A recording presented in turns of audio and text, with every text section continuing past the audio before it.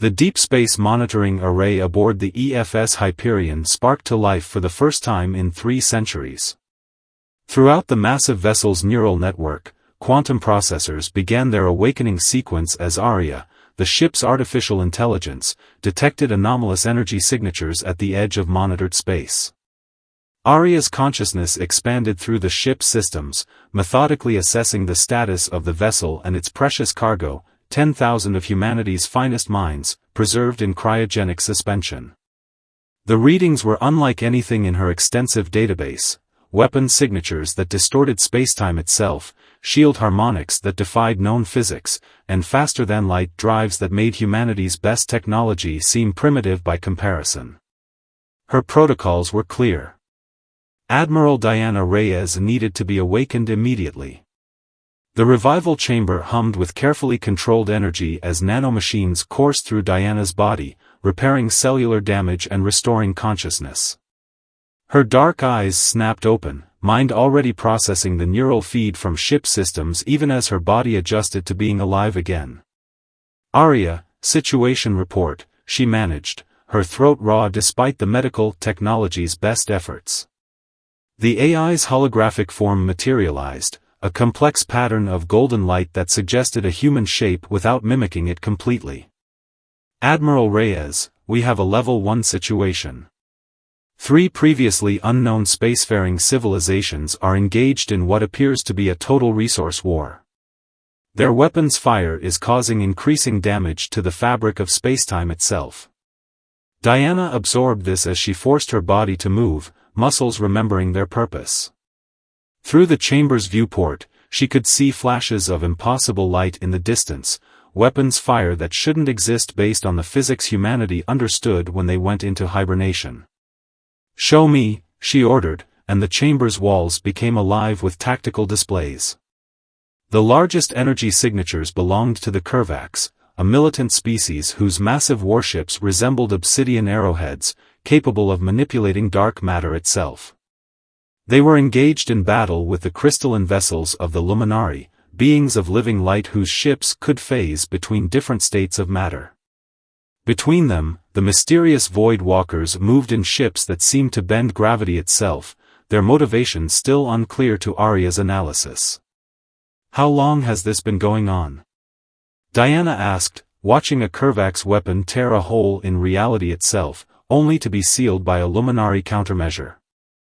"The current phase of conflict began approximately 50 years ago," Aria reported. "The primary source appears to be control over quantum crystal formations that form naturally in specific star systems. These crystals serve as an incredibly efficient energy source, but they're extremely rare." Diana felt a bitter smile form. Humanity had nearly destroyed itself fighting over oil and uranium. Now they'd awakened to find the galaxy repeating their mistakes on a cosmic scale. "Wake the primary command staff," she ordered. "And begin full analysis of their technology levels compared to ours." As Aria began the revival process for the other senior officers, Diana walked to the main bridge. The Hyperion had been humanity's insurance policy, a repository of their most advanced technology and brightest minds, preserved against the possibility of civilization's collapse. But they'd never expected to wake up to find themselves potentially the most advanced species in known space.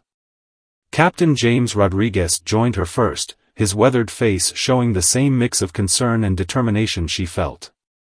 "Hell of a way to wake up," he said, studying the tactical displays. "Please tell me we're not planning to get involved in an alien war." "Look at these energy readings," Diana replied, gesturing to the sensors. "The weapons they're using are starting to damage the fundamental forces holding space together. If this continues, they could trigger a cascade failure that would destroy this entire sector. We may not have a choice about getting involved." More of the command staff arrived, each bringing their expertise to bear on the situation.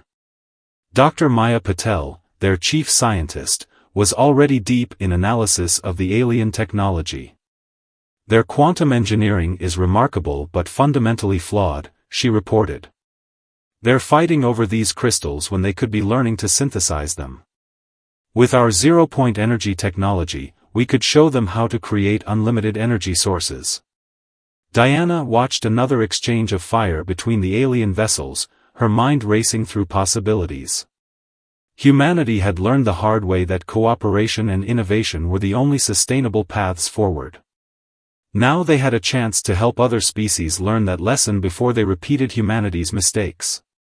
Set alert status to level 1, she ordered. Begin full sensor sweeps of the combat zones. I want to know everything about their capabilities before we reveal ourselves. And prepare the diplomatic protocols, we're going to need them. As her orders were carried out, Diana watched the distant battle with growing resolve. Humanity's greatest test wouldn't be surviving extinction, but helping others avoid the same fate. The EFS Hyperion hung silently in space, its massive form still hidden by advanced stealth systems, but soon, very soon, it would emerge from the shadows. And when it did, the galaxy would never be the same. The holographic war room aboard the EFS Hyperion displayed a three-dimensional representation of an unfolding catastrophe. Admiral Diana Reyes watched as a luminary colony whirled, its crystalline cities gleaming like starfire against the planet's azure surface, came under heavy bombardment from Curvax warships. The attacking vessels carved through space with their dark matter drives, leaving reality itself bruised in their wake. They're going to massacre them, Dr. Maya Patel said, her fingers dancing through the holographic display to zoom in on population centers. The Luminari are evacuating as many as they can, but their transport ships are too slow. They'll never get everyone out in time. Captain Rodriguez stood with his arms crossed, watching the tactical display with growing concern. The Curvax aren't even trying to capture the quantum crystal deposits anymore. This is pure extinction warfare. Aria's golden form shimmered into existence beside them. Analysis of Curvax communications suggests a significant shift in their strategic objectives. They no longer believe coexistence with the Luminari is possible. Their leadership has become convinced that total elimination of their opponents is the only path to securing their resource needs. Diana felt her jaw clench. She'd spent the last 48 hours reviewing the historical data Aria had collected during their long sleep. The Curvax hadn't always been aggressors, they'd started as refugees themselves, forced to flee their dying star system. But desperation and fear had twisted them into something darker. How close are we to completing the translation matrices? She asked. Full cultural and linguistic integration at 97.8%, Aria reported. We can now communicate with all three species with near-perfect accuracy. However, I should note that understanding their languages and understanding their psychology are different challenges. We're about to get a crash course in both, Diana said, coming to a decision. Battle stations. Power up all systems but maintain stealth protocols for now. Maya, I want your team ready with the technological package we discussed. James, prepare for possible combat scenarios, but weapons remain strictly defensive. Alarms sounded throughout the massive ship as the crew rushed to their stations. After centuries of sleep, the human vessel awakened to its full potential. Quantum reactors surged with power, adaptive shield systems activated, and weapon arrays charged with energies that would have seemed like magic to their adversaries. Commander, Aria's avatar pulsed with urgency. I'm detecting a new wave of Curvax warships entering the system. If they join the attack, the colony's defenses will fail within minutes. Diana nodded, her decision made. Launch the diplomatic probe. Let's introduce ourselves. A sleek object, smaller than a shuttle, detached from the Hyperion. Its surface rippled with quantum camouflage as it accelerated toward the battle zone, carrying humanity's first message to the warring species. The probe's passage did not go unnoticed. Both Curvax and Luminari vessels detected something moving through their battlefield, but their scans couldn't make sense of it. The probe's quantum state defied their sensor systems, appearing simultaneously in multiple locations. When it reached the center of the combat zone, the probe activated its primary systems. A sphere of pure energy expanded outward, passing harmlessly through ships and weapons fire as it touched each vessel, their weapons and engines temporarily powered down, caught in a field of selective quantum interference. All ships are successfully contained, Arya reported. Translation systems ready. Diana took a deep breath. Open a channel to all vessels. Visual and audio. The holographic displays shifted, showing the bridge crews of dozens of alien ships. The Curvax appeared as tall, armored humanoids with skin that seemed to absorb light itself, their eyes glowing with internal fire.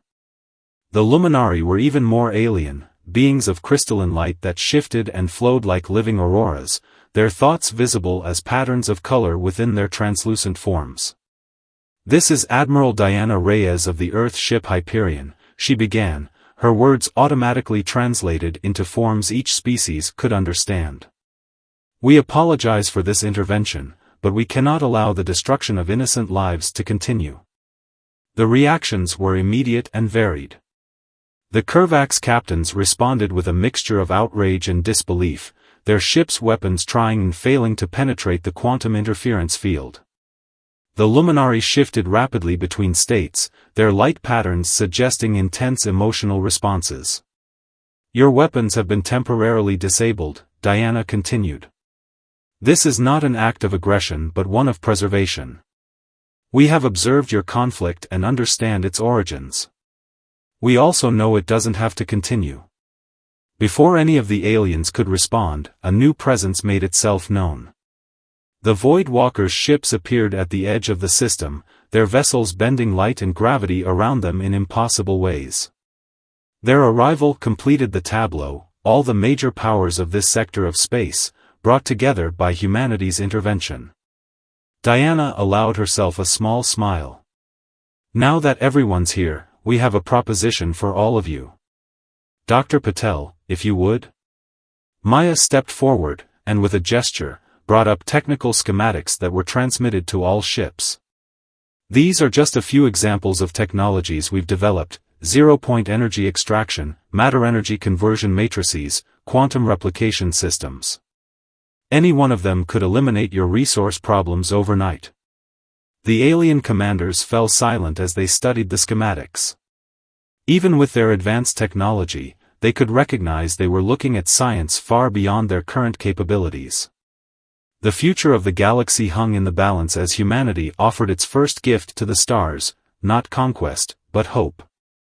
The Grand Conference Chamber aboard the EFS Hyperion hummed with possibility as representatives of 3 alien species gathered around a massive holographic display. Dr. Maya Patel's hands moved through the light sculpture of atomic structures, demonstrating the principles behind human quantum engineering. "The fundamental flaw in your current crystal harvesting," Maya explained, "is that you're fighting over a finite resource when you could be creating an infinite one." Her dark eyes gleamed with enthusiasm as she manipulated the simulation, showing how atomic structures could be reshaped at the quantum level. The crystalline form of the Luminari chief scientist, Symphony of Stars, pulsed with patterns of deep azure light, their equivalent of intense concentration. But the energy matrices within the quantum crystals are naturally occurring structures. They cannot be artificially replicated. "They couldn't be replicated with your current technology," Maya corrected gently.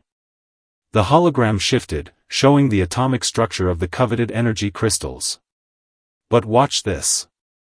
With a few gestures, she initiated a simulation of human quantum replication technology. The alien representatives watched in stunned silence as the simulation showed artificial crystal matrices forming, growing, and stabilizing with perfect atomic precision. "Impossible," growled High Commander Vexthor of the Curvax, all 4 of his fiery eyes widening. "The energy requirements alone would be negligible with zero-point energy extraction," Admiral Reyes added, entering the chamber. She'd spent the last few hours in private communications with the various faction leaders, working to build trust. "Which is another technology we're prepared to share under the right conditions." The third group, the Void Walkers, rippled with patterns that Arya translated as intense curiosity. Their representative, a being called Eternal Question, manifested as a swirling vortex of conscious energy that pulsed with inquiry. You offer technologies that would fundamentally reshape our civilizations, yet ask only for peace in return. Our analysis suggests this is an uneven exchange. Diana smiled. That's because you're thinking in terms of immediate material gain. We're thinking about long-term stability and growth. She gestured, and the hologram shifted to show a simulation of the three species' territories. Right now, you're all fighting over resources in a dozen star systems. With our technology, you could expand to thousands of systems within a decade. But more importantly, you could do it together. The chamber fell silent as the implications sank in. It was the Krvax who spoke first, their warrior culture struggling with this paradigm shift. And if we refuse? Vexthor asked, though his tone held more curiosity than threat. Then we'll still prevent any further massacre of civilians, Diana replied firmly. But you'd be choosing a future of scarcity over one of abundance. We're offering you a chance to skip the centuries of conflict we had to endure to learn these lessons. Before anyone could respond, Arya's avatar flared with sudden urgency. Admiral, detecting multiple unauthorized quantum signatures. Krvax vessels are decloaking within the Hyperion's defense perimeter. The conference chamber erupted in chaos. Dozens of Krvax warships materialized around the Hyperion, their weapons charged, but they weren't the sleek, professional vessels of the main fleet. These ships bore the markings of the Shadowfang faction, a radical group that had opposed any peace talks. This is Warlord Kraz of the true Krvax, a harsh voice boomed through all communication channels. We reject this human interference. The strong survive by dominating the weak, not by sharing with them. The quantum crystals will be ours alone. Diana's response was immediate. Arya, defensive protocols. Captain Rodriguez, get our guests to safety. She turned to the alien representatives, her voice calm but commanding. Please allow us to demonstrate why we prefer peace, it's not because we fear war. The Shadowfang ships opened fire, their dark matter beams lancing toward both the Hyperion and the nearby Luminari vessels. But their attack met something unprecedented, the Hyperion's quantum phase shields. The massive human vessel's defensive systems didn't just block the attacks, they redirected the energy, transforming the destructive force into harmless light that rippled across the ship's hull in beautiful patterns. Target their weapons only, Diana ordered as the Hyperion's own systems engaged. Beams of pure quantum energy lanced out with surgical precision, disabling the Shadowfang ship's weapon systems without causing any casualties. The entire engagement lasted less than 30 seconds. All hostile vessels have been neutralized, Arya reported. No casualties on any side. The Shadowfang ships are intact but disarmed. The alien representatives watched in awe. Humanity had just demonstrated technology so advanced it made their most powerful weapons look like toys, yet had chosen to use that power with precise restraint. High Commander Vexthor stepped forward, his posture rigid with formal authority. The Krvax Empire denounces the actions of the Shadowfang faction. Their attack does not represent our people's will. He turned to Diana, his fiery eyes meeting her steady gaze. Perhaps there is wisdom in learning new ways. Symphony of stars chimed in agreement, their crystalline form resonating with hope. The Luminari have long dreamed of a future without war. We did not expect that future to be shown to us by a species we never knew existed. Eternal Question's energy form pulsed with what Arya translated as approval. The Void Walkers observe that humanity possesses not just advanced technology, but the wisdom to use it properly. We would learn both from you. Diana looked around the chamber at these beings so different from humanity, yet bound together by the same hopes and fears that had driven human history. Then let's begin building that future together. Dr. Patel, would you continue your demonstration of crystal synthesis? As Maya resumed her presentation, Diana allowed herself a moment of quiet satisfaction. The galaxy was changing, not through force of arms, but through the sharing of knowledge. Perhaps this was humanity's true purpose, not to conquer the stars, but to help them shine brighter together. The experimental laboratory aboard the EFS Hyperion buzzed with an energy that transcended species. Dr. Maya Patel stood at the center of a technological confluence as representatives from 3 alien civilizations watched her team prepare for the first public demonstration of artificial quantum crystal synthesis. The key, Maya explained, her hands moving through the holographic interface with practiced precision, isn't just replicating the crystal structure. It's understanding the quantum harmonic resonance that makes these crystals such efficient energy sources. Around her, human scientists worked alongside alien experts, each bringing their unique perspective to the groundbreaking project. Symphony of Stars, the luminary scientist, shifted through several crystalline configurations before settling into a form that radiated curiosity. We have studied these crystals for centuries, yet never imagined they could be synthesized. The quantum matrices are too complex. That's because you were looking at them as fixed structures, Maya replied, initiating the synthesis chamber's startup sequence. We learned to see them as dynamic systems, constantly shifting between quantum states. Arya, begin the harmonic resonance sequence. The ship's AI manifested her golden avatar above the chamber. Initiating quantum field generation. Establishing baseline resonance patterns. Maya, I'm detecting some unusual fluctuations in the subspace field. Before Maya could respond, High Commander Vexthor of the Kervac stepped forward, his fiery eyes fixed on the readings. Those patterns, they match ancient Kervac's energy signatures we discovered in the ruins of our home system. We never understood their significance. Because you were missing a crucial piece of the puzzle, Admiral Diana Reyes said, entering the lab. She'd been monitoring the proceedings while coordinating with the growing fleet of allied ships gathering outside. Each of your species discovered different aspects of quantum crystal technology, but you were too focused on fighting each other to share knowledge. The synthesis chamber hummed with increasing power as Maya's team made final adjustments. Eternal Question, the Void Walker representative, manifested as a swirling pattern of dark energy near the chamber's observation window. We are witnessing more than technological advancement, their thoughts translated through Arya systems. This is the formation of a knowledge bridge between civilizations.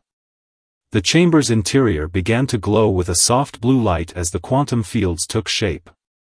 Maya's fingers danced across the controls, making minute adjustments based on the combined research of 4 civilizations.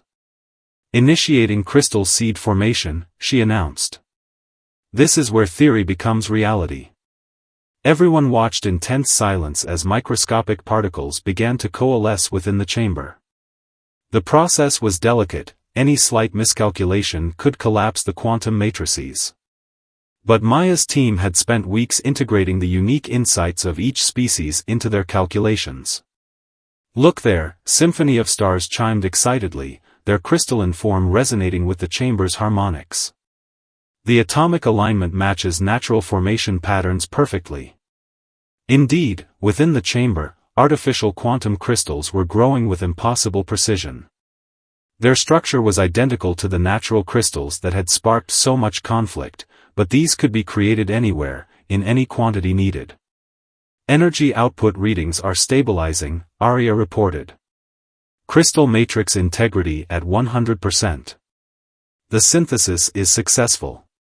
The lab erupted in a celebration that transcended species barriers. Luminary scientists chimed in harmonious joy, Kervac's warriors let out deep rumbling sounds of approval, and the Void Walkers pulsed with patterns of satisfaction. The human team shared grins and congratulations, knowing they had just changed the galaxy forever. But Maya wasn't finished. This is just the beginning, she said, bringing up new schematics. Now that we understand the fundamental principles, we can improve on nature's design. These artificial crystals can be customized for specific applications, made more efficient, more stable. More than that, Diana added, we can teach your people how to create these manufacturing facilities throughout your territories. No more fighting over limited resources. No more forcing colonies to fight to the death over crystal deposits. High Commander Vexthor's expression was thoughtful, a look that would have seemed impossible on a Kurvak's face just weeks ago. Our entire civilization was built around controlling these crystals. This changes everything. Change can be frightening, Diana acknowledged. But it can also be an opportunity. Think of what your people could accomplish if you redirected all the energy you've spent on war toward exploration and innovation instead. Symphony of Stars pulsed with a pattern that Arya translated as deep insight. Perhaps this is why the universe guided us to this moment. Not just to learn new technology, but to learn new ways of thinking. There will be resistance, Eternal Question observed. Many among all our peoples profit from the current conflicts. They will not easily accept change. Then we'll face that challenge together, Maya said firmly. We've already proven that cooperation achieves more than conflict. This synthesis chamber represents the combined knowledge of 4 civilizations. Imagine what else we could accomplish with true collaboration. Diana watched the continued celebration with satisfaction. The demonstration was more than a technological breakthrough, it was proof that ancient enemies could work together, that knowledge shared was knowledge multiplied. But she also knew that Eternal Question was right. This was just the beginning of a longer journey. As if reading her thoughts, Arya's avatar shifted closer. Admiral, I'm detecting increased communications traffic throughout all 3 civilizations. News of the successful synthesis is spreading rapidly. The galaxy is about to change. Diana nodded. Then let's make sure it changes for the better. Maya, prepare complete documentation of the synthesis process. It's time to share this knowledge with everyone. The real work was just beginning, but for the first time in centuries, the future of the galaxy looked bright with possibility instead of dark with war. The observation deck of the EFS Hyperion offered a view that would have seemed impossible just months ago. Ships from 4 different civilizations hung in formation against the backdrop of a newborn star, their designs as varied as the species that created them. The dark matter drives of Kurvak's vessels pulsed in harmony with the crystalline geometries of Luminari ships, while Void Walker crafts bent space itself around them. Among them all, the sleek human vessels served as bridges between different technological philosophies. Admiral Diana Reyes stood before the assembled representatives of all 4 civilizations, her uniform crisp despite the weeks of endless negotiations and demonstrations. Today marks not just the signing of a treaty, she began, her words translated seamlessly across all species, but the beginning of a new age for all our peoples. The Grand Chamber, specially designed to accommodate the unique physical needs of each species, hummed with anticipation.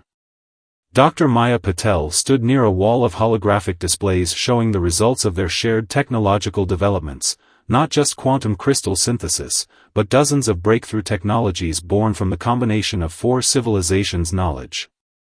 High Commander Vexthor, his fierce Kurvak's features softened by what could only be called hope, stepped forward.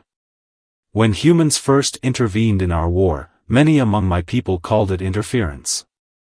Now we understand it was salvation. He gestured to the displays.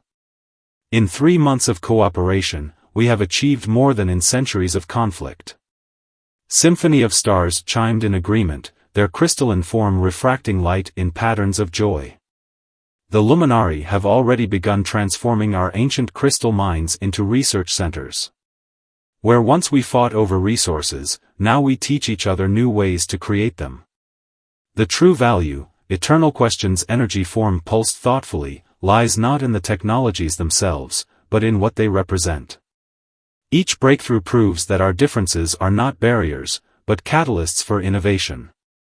Arya's golden avatar manifested in the center of the chamber, her form more complex now after months of interaction with alien AI systems. Analyzing current technological integration rates and cultural exchange patterns. projecting a 500% increase in collaborative innovations over the next solar cycle. Diana nodded, but kept her focus on the bigger picture. The Galactic Concordat we're about to sign is more than a peace treaty. It's a commitment to a future where we face challenges together, where knowledge flows freely between our peoples, where we explore the universe as allies rather than enemies. Maya stepped forward, adding her scientific perspective. Already, we're seeing applications we never imagined. The Kervak's understanding of dark matter, combined with luminary crystal technology and Void Walker spatial manipulation, has opened up entirely new fields of physics. Humanity's quantum engineering was just the catalyst. A subtle shift rippled through the chamber as a new hologram appeared, a map of known space, but transformed. Where once borders had been drawn in conflict, now trade routes and research corridors linked the territories of all four civilizations. Stations dedicated to shared scientific research orbited stars that had once been battlegrounds. There will still be challenges, Diana acknowledged. Change never comes easily, and there are those who profit from conflict. But look at what we've achieved in just 3 months. Imagine what we can accomplish in a year, a decade, a century. High Commander Vexthor's voice rumbled with conviction. The Kervaks were warriors because we had to be. Now we can choose to be explorers, builders, teachers.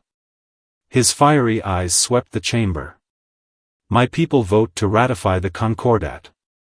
Symphony of Stars crystalline form pulsed with harmonious light. The luminary dream of peace is no longer just a dream. We too ratify. The Void Walkers observe that the path of knowledge is infinite, eternal questions form rippled. We choose to walk it together. We ratify. Diana felt the weight of the moment as she stepped forward.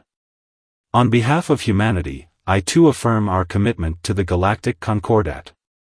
She pressed her palm to the quantum-locked treaty interface, and streams of energy in 4 distinct patterns converged, sealing the most important document in galactic history. As celebrations erupted throughout the assembled ships, Diana moved to the observation window. The newborn star before them had been chosen deliberately for this ceremony, a symbol of the new age they were creating together. Its light played across vessels that had once been enemies but were now allies, partners in the greatest adventure any of their species had ever undertaken. Arya's avatar appeared beside her. Admiral, receiving reports from across all territories. The news is spreading. Celebrations are beginning on thousands of worlds. Diana smiled. Humanity had awakened from their long sleep not to find a galaxy that needed conquering, but one that needed hope. They had given that hope, not through force of arms but through the sharing of knowledge, the power of cooperation, and the simple truth that the universe was vast enough for everyone if they worked together. The EFS Hyperion's quantum crystals pulsed with clean, sustainable energy, a testament to what could be achieved through cooperation. As the ship's lights mingled with those of vessels from 3 other civilizations, Diana knew that this was just the beginning.